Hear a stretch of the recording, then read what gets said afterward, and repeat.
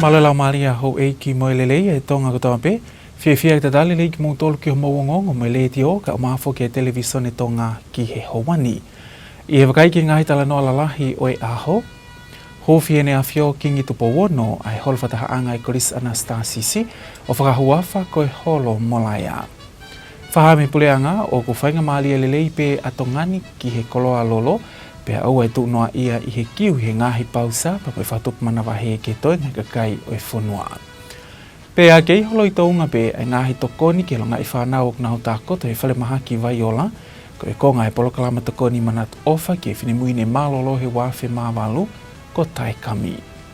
E toi aipe me whakai ke whamumitaha o e ngongo whamumitaha me malae o e sipoti pe he ke tuunga o e ea. Ka koa whawhunua tūpola mo e whakai ki ke o ngongo ki he howani. Ko tau e langi ai koris Anastasis mo e siasi o Tonga i he tōwholofola e tamatui kingi tupo wono o whamanata historia e siasi mo ni ngahi tuktuk lau mea o kei Tonga i a Tonga i he ahoni. Ko e tōwholofola e ne awhio i he ne awhio tonu o huufi mo whahuafa ai holofo o ai korisi ko e holo molaya i he aho tokonaki.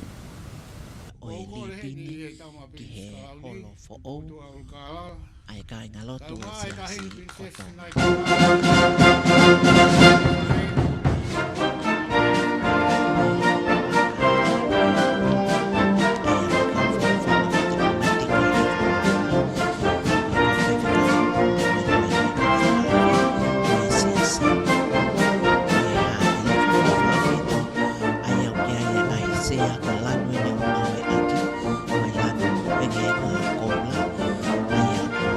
I he ene tō whalawhala huuwhi nā ne whalawhala i ki he uhinga e molaya mo historia e siasi me he kōhili ai au whamanat mai hea ko angani pia mai siasi o Tonga.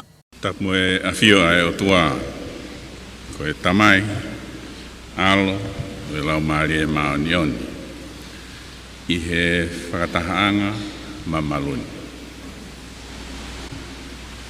Ka kōkore ke u ngā ki pēa e ngahi tala whakatapu kakato ko a whaki.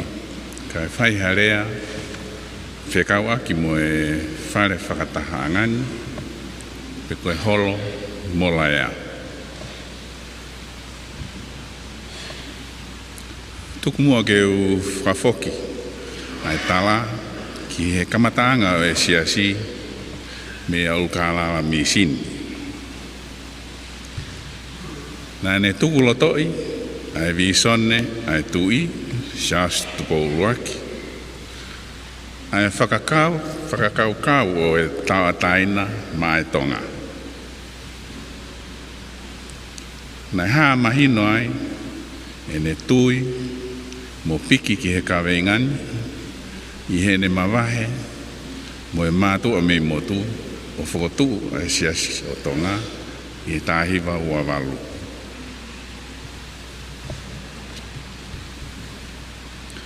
He tāhiwa ua nima,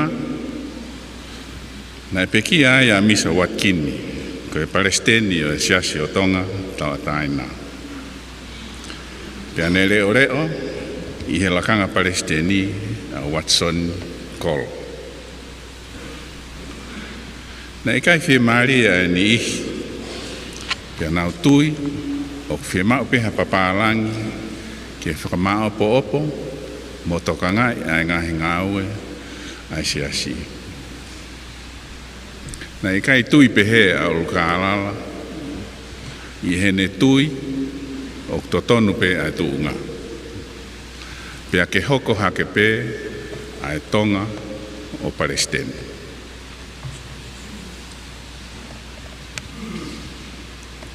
Nā i tūtūni e siasi o Tonga tawa taina, ke omi ha papalangi ke Palestine. Ko e whakaukau o e taua taina ki a urukārala, na i kai hoa tatau pia mo e whinangalo o i urakifā ke taua taina. Na i whukotu o e papalangi ko Robert Gordon Kurgan i he tahiwa ua fitu ki he lakanga Palestine. Pia mawahe ai a urukārala mo e mātu o i hapai, o whukotu ai siasi o Tonga. Nā nau whakataha ki he api o siaki lolohea, ko mola ea. Ko i ura kere kere ia, na e tupu me iai a siasi o Tonga. I Tongatapu, he whakaikuiku e tahiwa ua walu, ko kamatai a siasi o Tonga, i he api, ko piwaki e tau i kolomotu. Nei ai mo ngā unu e siasi o lotu i kupolu. Pea toki hiki mai ki pikula o langa whare lotu ko kirikari i he tahaiwa fitua.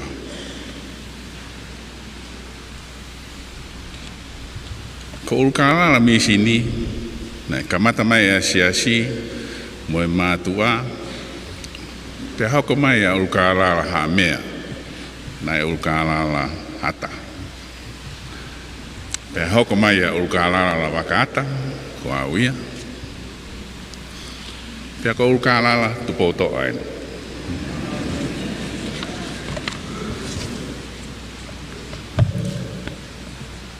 Nai whakamatala mai ki a te au, nai fua atu au, o ofi ki Newcastle. Ko e api nai nofu ai a ulukālala ha mea mo tuna. Pea ne eke, ko hai e fua hake. Pea nau whakahange, ko aho e itu. Pea ne peheange, ko ia tene hoko atu au, hoku hingoa. Kana e kai ko hingoa pena e omi ki a te au. Kana e omi ai, mo e fie mau, a siasi o Tonga, ki hakonga kere kere, ke tuai e nau api ako, mo ha whare whakatahaanga. Ko e aho ni, kua tua Anastasis, te ako mola e aene. Whakawhetai, he ko mola ea, ko e kere kere tapu. Na e tui, a e parahame ki hono whoha, ki he otua, ki he ave, o whaiwhei lau lau. Aina e lawe ki e Palestine malolo, a wheke. Ko e wheitu tatau pe, na e ha ia ua Samuela ua wha, na e whakotu uai, e King te vita ha o rita. O ne whai ai, e ne whei lau lau mo i fua, mo ofa. Pea i ua kalonikari, wahe tolu, na e langa ai, e King Solomone, a e tempare o Sihova, i mounga mo laea. Ko e ngahi ngāwe o kufotu, pea e ai, a e tui o tua. Ko e aho ni, o whakafoki, e tau whakaukau, ki he kamataanga o e siasi o Tonga, mo e uhinga, o e tau ataina, o kukei Tonga ai a Tonga he aho ni. O ko tala monu atu, tangata i Palestine, mo e kainga lotu, mo whakamalo atu, i he ngāue tu utai ko tau huwhi. Whakatawange ke tau inasi kotoa, he tāpu aki, o e vare vare tapu, e Christmasi, pea, ke tau wausia ha tau whoou, o tau mahu inga i ai, i he tau ataina, ke langa e whonua mo e kakai. Ko wafat ke te kumotoro hono kotoa.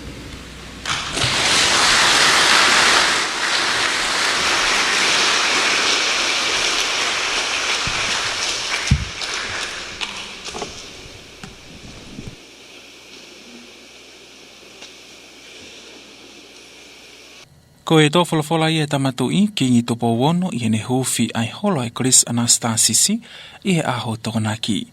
Ko e huwhi e holo molaya ko e konga i e polokalama e konfilinis hono hivao no e sisi a ene huwhi e tamapilinis kalau ni tupo utoa ulkalala he pongpongyo e aho ni ki toka kato ke sa pate o e wake ni.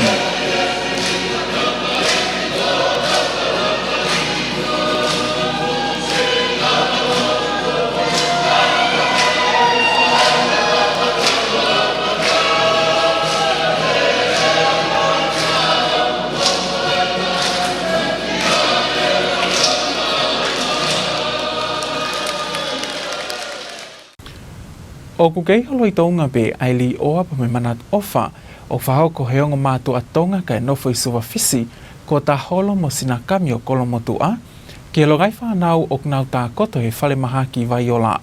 Ke uhika manat ofa ki hona o whiwhini ne mālolo he wāwhi māwalu ko Taikami. Ne whahoka tai e whaeni sina whakataha moe polokalama tokoni ofa ko ia e Taikami Foundation hangahi tokoni mea ofa Krismasi ma elonga i whanauni e whausinga oi wike. O kau ki ai mohono whakia to i ngahi nau ki hono teuteu i ofa o i ngahi loki o tā koto ai elonga i whanau. Mātunga pene whemau ki nau lata pe i Vaiola lolotonga e ngahi aho mahu inga ko eni o i mamaumi api i he Krismasi. Ne ongo ko laka ke tau e tā whitu e malolo e o whiwhine o ongo mātu ani, kau te ekpeke mangalo e taimine na kauai he kau tā koto e ta whaaki mailonga i whanau o e whale maha ki Vaiola. Ke talu ni malolo me whakotu he ongo mātu ani e polokalama tokoni ofa ko e Taikami Foundation o whatau mo ki ona tā naki hapa anga ki whahoko aki he tokoni ki he whanau nau whaingata ia i whale maha ki Vaiola. O wiloen ki toko lahi koe laka atu loto toa pe koe walk on, walk strong. Ia tau kotoa peku no whahoko e tokoni ki whale maha ki Vaiola o ta tau pehi ngahi mea ofa wha Krismasi ma elo ngā i whanau pe a kau gei moa ngahi ngāwe whalelei ki he tawhaaki koe ne lo ngā i whanau. Ne whahoko ai whausinga i wike he a tokona ki hapolo kalama tokoni wha Krismasi ma elo ngā i whanau koe ni he whale maha ki o kau gei mono whaake atu ha ngahi koloa nau whale ki whawha o e ngahi koloa te tau ne na ostokoni mai he ngahi ta o kua mariwa tō. Ia whaike eke mai toki tā pule leo leo o e wā koe ni ke lo ngā i whanau ni whahai toki tā flow lutui e nau honga ia he tokoni ko o whahoko he ongo mātu ani whataha pa mo e Taikami Foundation i he mahino ko e tokoni whakatau eni. Aine whahai toki tā lutui ko e tahe nau ngā he tokoni lahi ko whahoko ma ai waa ki he lo ngā i whanau ko e whawha oe ngai nau whale o ngai aki ki ngai whaka ofisi e kaunesi. Ko e pāka wa inga mai lo ngai whanau, ko e ngai nau ma ai mātua tauhi o e lo ngai whanau o nau tā koto i whale mahaki, ko e ngai tā wali whatātā i e holisi o i wōti, mai ngai tokoni ke kehepe. Ka i he tā uni o whawha o he polokalama tokoni koe ni, ai pui o e wā toka ngai kina lo ngai whanau, pe au makehe kalas pui, ko e ui o sta wali ki ai e ngai whakatātā e tokoni ki e whanau ke nau lata pe i Vaiola lolotonga e nau whakakeake. Ia whaike eke mo sina kamina ane whahai ko e ngahi tokoni koe ni, ko e whakaamu pe ia hona o whiwhine. Kono whakawhai koe o e wōti, nei mga tuunga penem he misi e makitahine, he taim koe nei tōt whale maha ki ai, pe a lawat ki nusila sio ke whakawhai wōti koe e kaureka, pe a koe whaamu ke peare mai, e lawa e ni i he wōti e kaureka. Pako inga pe koe whimalia e ministry, pe mo e kautegeta koe ni he wōti koe ni a kaureka, sa aho ka maa flow mo nau tolu, o mawhinga we aki ai o talo he lele mai ki Polokalama, ki no wha pui, ko ai o murals, pe he whoke whotu koe ne o playground, ko tau e ne hongo fulu e lele ai playground, ka mawhinga pe ke maintain he mahino koe ke komiti, o mahu inga ka iha project pa mawhanga pe o follow up, ke oua na kai whare kua taimi kua si pe ia pe a he, molet pe, ka ko hinga ia koe o ki Polokalama he ahoni, ko he whaki o te whako e ngahi curtains, ka pe he whakon whako e kawa koe ni o benches koe ke mātua, ka koe sio koe ke kahau, koe o tua veu kune a whio e me hono kotoa, mo wha ampe ke hoko atu pe Polokalama hange koe ane lawe kia ia alo manina. Koe Polokalama whoke e aho tokona ki ne ka wai mono whake atu e mea ofa wha Krismasi ma e kotoa e longa i whanau, aine whahai sina koe mea ofa nei whaki koe teuteu i e ngai whamili i tongani, koe ngai kau ngā mea pe o tai whataha mai Polokalama tokoni ai wows. Kona na rakiki ni mamai pe na tolu he mahino koko mawhai koe ni ai whak mea ofa o mauange peli si mei whale mahakini ko nau tolu pe ia na nau rakvawe me tola hapita ngai friends ia na nau toki ilo ki mui ka koe whainga maali e koe ke whai whika na e o ange pa nau whaia e whak koe ni aia i he lau maali teu he ni ki leka ange hingoa mo tau no ta full name hingoa pe mo tau ko me pu nau ilo ki ai pe me tahine pe tamasi pe hau pe leka ko ia o alo whaki ai mea ofa ki leka ko whangata ia pe o toko toi loto pe o itu a ka ku fa ata pe ko na tolu na o ma fa e fo ki I he lau mali o fa ai e tau fa na lava pe fo ke me na ma o ke inasi ai pe ma fa na o ke ka ko e fa friends of Wales pe ni pe mo tau ka inga pe tongani o na po ke ki nga o fa o po te pe vai Te pe me ke fi tana ki mai ki fa o se ki fa ai ke io ngai pe ko o la te ko ne nai o foto po ki fis pe fatongia me ai ko ki programa ko lele e wow Fiji ma to ngai foi ka le ka kansa pe ne o pe ta la he no foi fisika o ga nga la to e quando ngai ko o fa ma da te ta me ki man tu ko wow Fiji pe ta mata ki ta hine mi se ki ta hine to pe ga ki maula wa vi aki ai misi pe mo e fa amo ko ki ni o ikai fa ngata pe ko hai pe ka nga kulawa o inasi ai a kaule ka ko to pe fo mai ki farma ha ko ni ko ku le fa si pe ko ku tala mono mo po o fatu mo to da pe mo fa to kon mai ke programa ko ne wa sta pe mo fundraise wa no wa ko fa ki to nga pe ne senti mo lava fa ka tenga fa to nya and looking forward maybe next year te mau fa ya ki event ke to tana ki pe ke hinga ke o pe na tuku e mau maintain and I kau pe foki mo e falele e web station e kau nesi o kai ko ya pe mau inga e hono provide a nice area a nice place kana ka fa ka na ngawe o ta fampe ho ka ta pe ngawe mo to ko ni aki pa mo e o fa ta kai ko hia ko ki po fa malo ke Ministry of Health fa malo ke tanga tonga ko to pe ke ka wo e ta ko e no ke tu ma pe for the storm will last too long. Walk on, walk strong. Merry Christmas and a blessed New Year. Malo pito. Kai ke whahai ni tali ta kefu ko ta hai ngai wha ene na o kau e ngai whamili ni whahokoate na o tokoni. Ki he whak mea ofa mai lo ngai whanau, whikau ak me na o pōpō o whahoko ki he Taikami Foundation. Ogo pia lahi au pito ke kamai mo family I whak mea ofa koe Wales ni whanau ke whanaki Vaiola.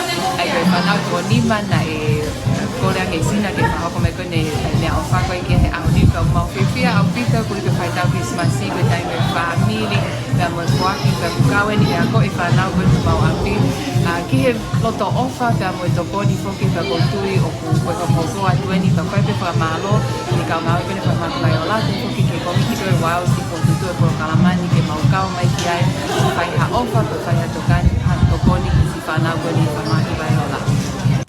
O whawhofua ki lo ngai whanau e toko taha nima kuna o tākoto e whale maha ki vai o lahi e lautonga ni, o whahai e whae kolu isa kolo ene honga ia, ia toko ni koe ni koe hiok na wongo I pehe lau mario I Christmasi, nea ngoe nau paia I vai o la.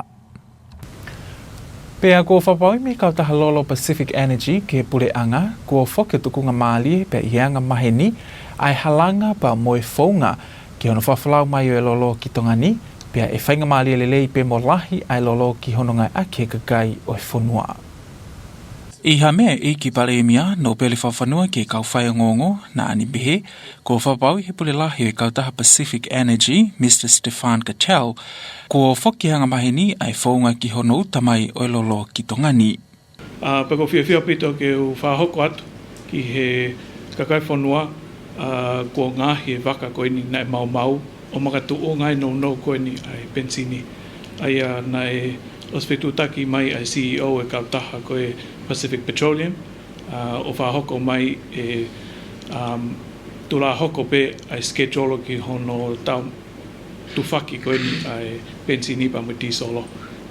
Ene pehe ku hanga marie pe ai supply ki he tau malolo koe ni e time koe Christmasi.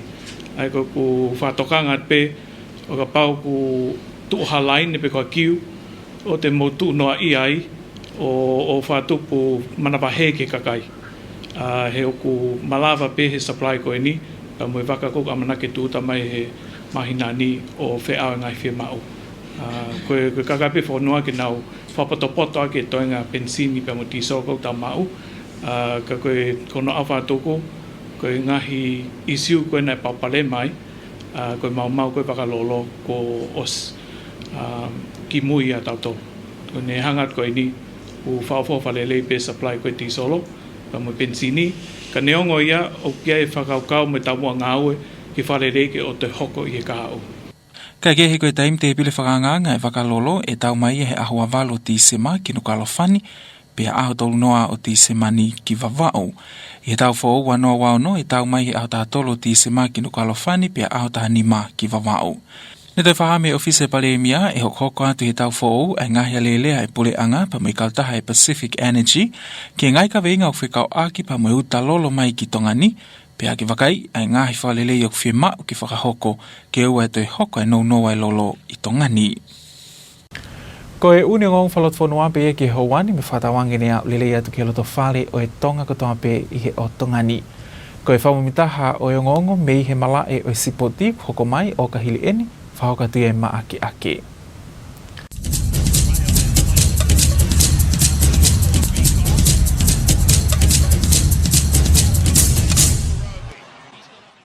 Mehi akapulu unioni. Na e kirikiti i he timi haapai e whangatai ka mei houma i he whiahui ipo lawenga maarie i he ahotoko naki ake kai ko e fitu ua ki he taha whaa. Na e wainga pe taha e ahotoko naki i he pākai te o whaiva ai a koe whipaki koe ni haapai mō houma. I he malolo i taimi na e take haapai ua whaa ki he taha whaa. Neongo na e hoko hoko i ngā tatao haapai he tu uraki ne lava pe mo whitongi tuki a houma a ke nau tatao e ua. Ka i he tu hono ua, na kei ke toi lava e houma o tao whi uha tatao haapai, o au ki he kakato e taimi, ko mālohi haapai, fitu ua ki he taha whaa. Ka e ke he hoko atu e whiahu i lawanga maari e au, i he pāke te whaiva. I he tau tafmalae, e whipaki e lawanga maari e hurricanes, mo e moataani a haasini, i he hoko totonu ai taha pongpongi. I he toi hongofuru ke taha ho ata, e mirimiri sinoa e timi a lausi i hihifo, mo e kau maki mai ange e. Pea he taulahi, koe whetauraki a haapai, moi maari isi, ka koe haurolotonga e whiahi lawenga, i he toi wanoa ki he tolu.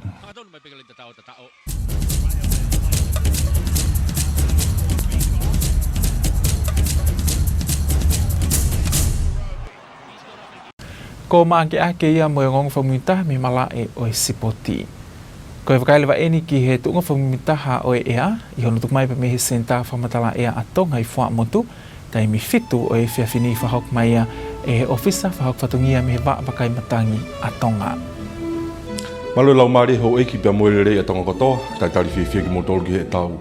Whamatala ea ko ia i he whiawhini, ngai tā anoa lalahi re waino aho, ko ha alo tā maki uha, o kune toka ki ta wha aki whakatoke lau, ai tene o mai ha uha tū moto, lolo lahi pia muhamana mana, tau te whito ke ngai vai whanua koina niwa fo ou, ni o Tongatapu, e pe whoki wawao. Lahi ki alo maari e peke whatonga ki haapai, Tongatapu pia mo ewa. Wakaire vani ke tau i mi satellite, whatonga e ngahi e ria koe ki ta whaaki.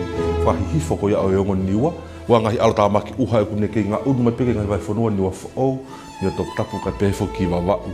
Ai tene kei o mai pehe ao whia, uha tu moto pia lolo lahi a ngai tai mohamana mana, whanongat ko ia he pōni kia pōngi.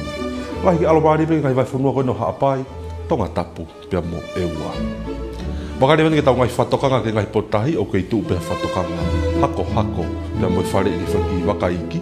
Ke tokanga heo ki tahi ke ngai potahi ko ia o iongo niwa, wawau pia mo haapai.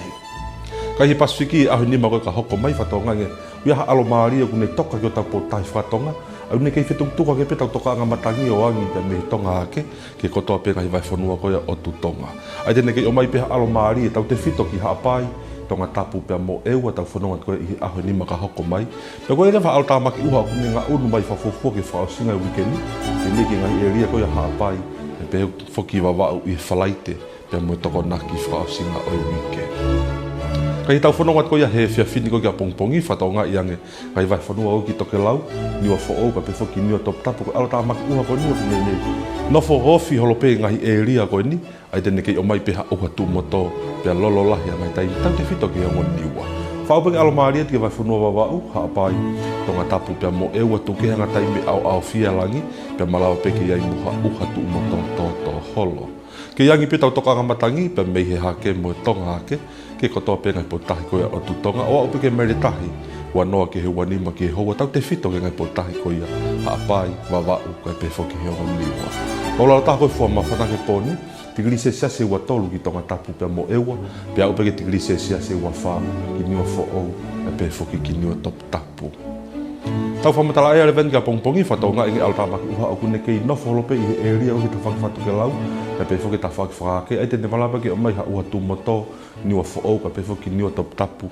Pa tene ngā unu mai peke hakonga o ngahi lai whanua koi o wawau, malapa ke o mai ha ua tumoto a pongpongi. Ka lahi ki alo maari e pe ki o tumoto haapai, pefo ki Tongatapu, pe mo eua. Ke yangi pe tau toka ngamatangi, pa mei he tonga hake, o hao peke mai le tahi. Tahani ma ke hua ni ma ke kotoa pe ngai po tahi koe o tu tonga a pongpongi. Palunga taha koe fua mawhana o peke tikilise siase wahiwa ki wawau, pe tikilise siase tolu noa ke toinga pe ngai vai whanua koe o tu tonga. Tai mihua pe moe mamaha koe tahi, tau maari o sunga fulu pe me hiwa he poni, ma toka e toi mite wanima ki e wha a hengi hengi. Koe la a moe mahina, a manaki ke hopo la a pongpongi. Toi mite tolu ki he ono a pongpongi, pe a tō ia i he osiwa taha me fitu, e fiaf pe koe a pongpongi. Toi mahina, o sta taha me hiwa he poni, pe a hopo ia i he ostaha ono, pe me he walu a pongpongi.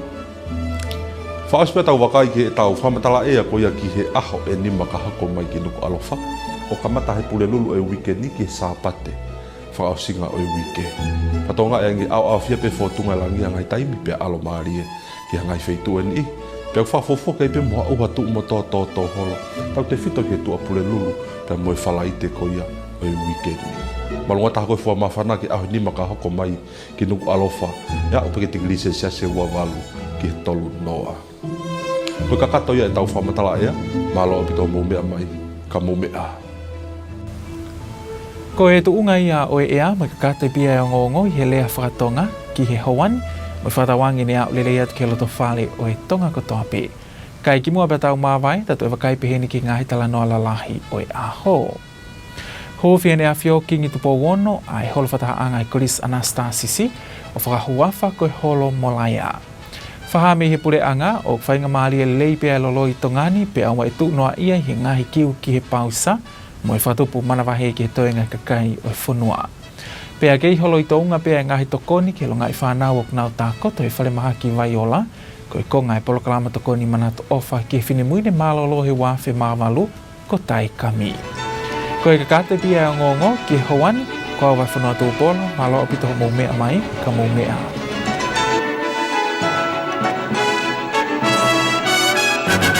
Good evening and welcome to News in English with Radio and Television Tonga for the hour. Leading on Bulletin tonight, King Tupou VI commissions new hall for Anastasis College. Taikami Foundation spreads Christmas cheer at Vaiola Hospital.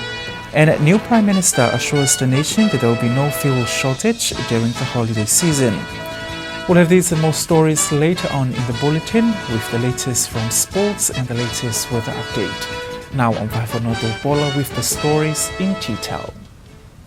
As part of the Church of Tonga's 96th conference program, the church gathered at the Anastasis College last weekend to celebrate the commissioning of the new hall by His Majesty King Tupou VI. Lidia Taukapo reports.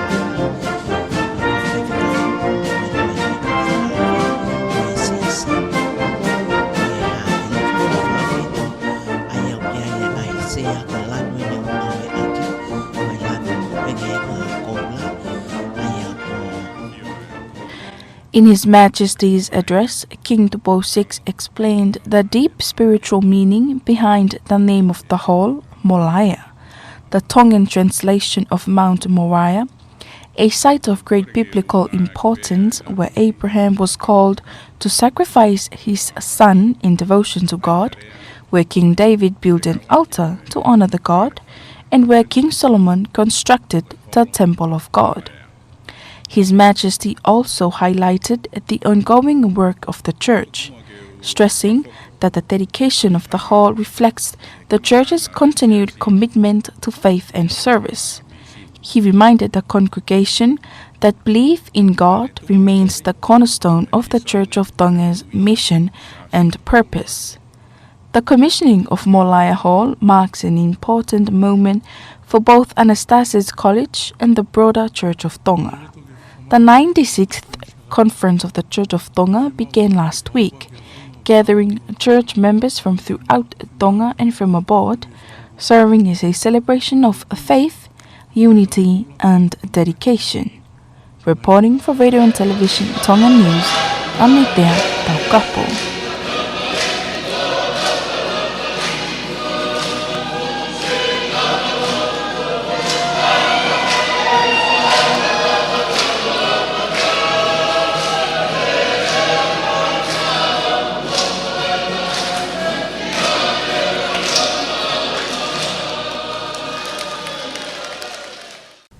The Taikami Foundation, founded by Taholo and Sinakami, continues to spread love and joy to the young patients of Waiala Hospital in memory of their late daughter, Taikami, who passed away in 2008. I was at the program and I'll tell you more on that story. In an interview with Radio and Television Tonga News, the acting head of the Paediatric Ward, Dr. Flora Lutui, expressed gratitude for the foundation's contributions. Yes, so Taikami Foundation, Walk On Walk Strong, has been supporting the work we do here in the pediatric ward for many, many years. They've supported us with many different needs, furniture and other needs that we have that we cannot be afforded by government sometimes. And today they've given us some new curtains. One of the things about being in the children's ward is making sure that we have a child-friendly environment and things that capture the eyes of the children. And being here, they're unwell, so it's good that they have these really colourful, well-designed curtains. Also, the furniture they've renewed, touched up today. There's some benches that we've asked them before to provide for our mothers, fathers who are caring for their children while they're unwell.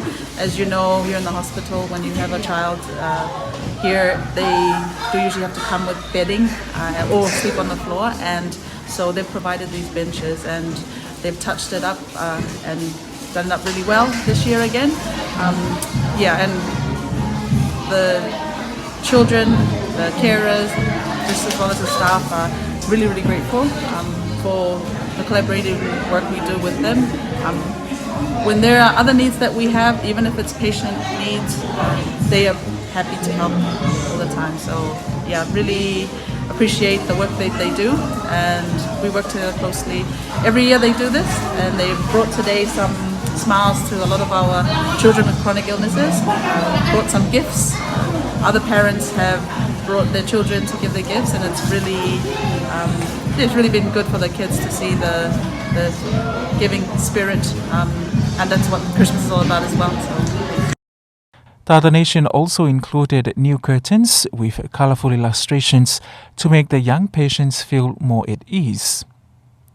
Meanwhile, Sinakami shared that the donations were inspired by her daughter's legacy and the Walk On, Walk Strong, or the WOWS program. The foundation also received support from families across Tonga who contributed to the Christmas gifts for patients. Talita Kefu, one of the mothers who participated in the donation, said it was an honor to support the Taikami Foundation. Meanwhile, around 15 patients are receiving treatment at Waiala Hospital, where Luisa Kolo, one of the mothers, expressed her gratitude for the kindness and festive spirit brought by the foundation. And the government has announced that the country's fuel supply has returned to normal during the holiday season, following assurance from one of the country's fuel suppliers, Pacific Energy. Lord Whakawhenua says he has received confirmation from Stefan Cadell, the Chief Executive Officer of Pacific Energy, that the fuel supply chain for Tonga has returned to normal, meaning there will be an adequate fuel supply for the country. He says the vessel that brings the fuel to Tonga has been repaired, and the scheduled rotations to Tonga should allow everyone to approach the Christmas period with a greater peace of mind. Lord Whakawhenua said the restoration of the supply schedule is good news leading up to the holiday season. He also reassured the public that there is and there will be sufficient fuel for everyone, and there should not be unnecessary queues at the petrol stations. At the same time, Lord Whakawhanua says that the public is encouraged to use fuel resources wisely, while the planned rotation is scheduled for the 28th of December for Nuku'alofa and the 30th of December for Vava'u. For the new year, it is planned for January 13th for Nuku'alofa and January 15th for Vava'u. Meanwhile, in a press statement, the government announced that they will continue discussions in the new year with Pacific Energy on the issues related to the supply chain for Tonga and the necessary improvements that have to be put in place to alleviate future incidents of fuel shortage in Tonga. Speaking for Radio and Television Tonga News, I'm Agnes Wamboa. And that's it from the local scene. Sports is up next with Mark Ake. Stay tuned.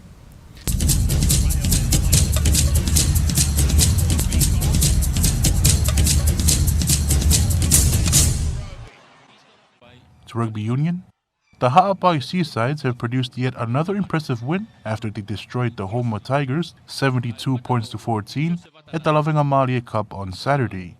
This was the only game on Saturday at the Teuwhaiva Stadium. In the first half, the Seasides dominated, but not without the Tigers putting up a fight. At halftime, Ha'apai led 24 points to 14. In the second half, the Tigers were unable to stop the Seasides' rain of tries and failed to score again. The Lavenga Malie Cup continues tomorrow at the Teuwhaiva Stadium. The first fixture will see the Lavenga Malie Hurricanes meet the Ha'asini Roosters at 11 in the morning. At 12:50 midday, Lausi Ihihifo will lock horns with Kaumaki Mayangi. In the main event at 2:40 p.m., it will be the much-anticipated clash between the Ha'apai Seasides and the defending champions, the Morris. This will be the Seasides' first real challenge following comfortable wins throughout the tournament.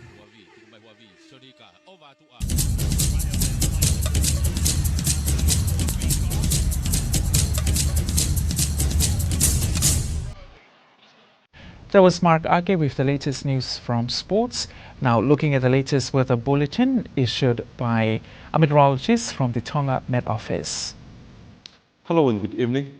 Welcome back to our weather forecast from Tonga Met Services. By looking at tomorrow's weather, we expect a showers of rain. Heavy forest signs with isolated thunderstorms, especially to the further north for Nuku'alofa, Tongatapu and parts of Vava'u. However, fine weather to the south for Ha'apai, Tongatapu and Ewa. Look at our satellite imagery. As you can see, there is a thick cloud band moving from the west to approaching these two islands to the further north, especially Nuku'alofa and parts of Vava'u. For tonight, with a mostly cloudy with occasional showers, can be heavy force at times with isolated thunderstorm. Mainly fine over Ha'apai and also Tongatapu and Ewa. For current warnings for coastal waters, a strong wind warning and small puff advisory remains in force for the newest Vava'u and Ha'apai coastal waters. Across the region the next 5 days, as you can see, there is a high pressure system sitting to the south which circulates an east to south easterly wind flow across the kingdom of Tonga with a mainly fine weather over Ha'apai, Tongatapu and Ewa. Apart from this trough developed to the east and expect to extend over Vava'u and Ha'apai group by Friday and Saturday this week. Let's bring the weather closer to home into Island Division. From this evening to early tomorrow morning, we expect this trough to remain over to the further north, and it will brings mostly cloudy with occasional showers, can be heavy falls at times. Mainly fine over Vava'u, Ha'apai, Tongatapu and Ewa, apart from cloudy periods with possible scattered showers, especially by Vava'u. East to southeasterly winds of reaching up to 20 to 25 knots for all of Tonga coastal waters. In the overnight minimum temperature, 23 degrees Celsius for Tongatapu and Ewa across to the neighbors of around 24 degrees Celsius. Forecast for tomorrow, we expect a similar combination with this trough to remain over to the further north for Nuku'alofa and Tongatapu, and it will bring a mostly cloudy with occasional showers, can be heavy falls at times. Mainly fine over Vava'u, Ha'apai, Tongatapu and area from east to south easterly winds of reaching up to 20 to 25 knots for all of Tonga coastal waters. Maximum temperature for tomorrow, 30 degrees Celsius for Tongatapu and also 29 degrees Celsius for Tongatapu. For the tide prediction, high tide 10 minutes past 9 tonight, low tide at 25 minutes to 4 a.m. tomorrow morning. Sun and moon, sun will rise at 3 minutes to 6 tomorrow morning and will set at 7:21 p.m. tomorrow evening.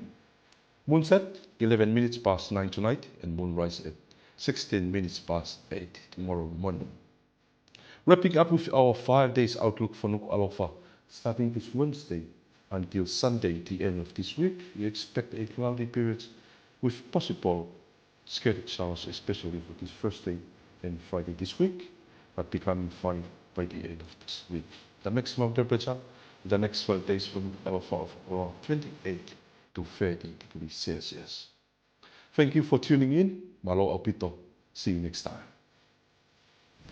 There was Besakuila with the latest weather information, wrapping up this evening's news package. But before we part, here's one final look at today's top stories.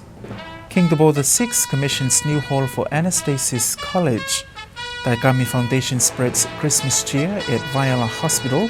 And new Prime Minister assures the nation that there will be no fuel shortage during the holiday season. And that's it for tonight. Thank you for joining us. I'm Paula. Good evening.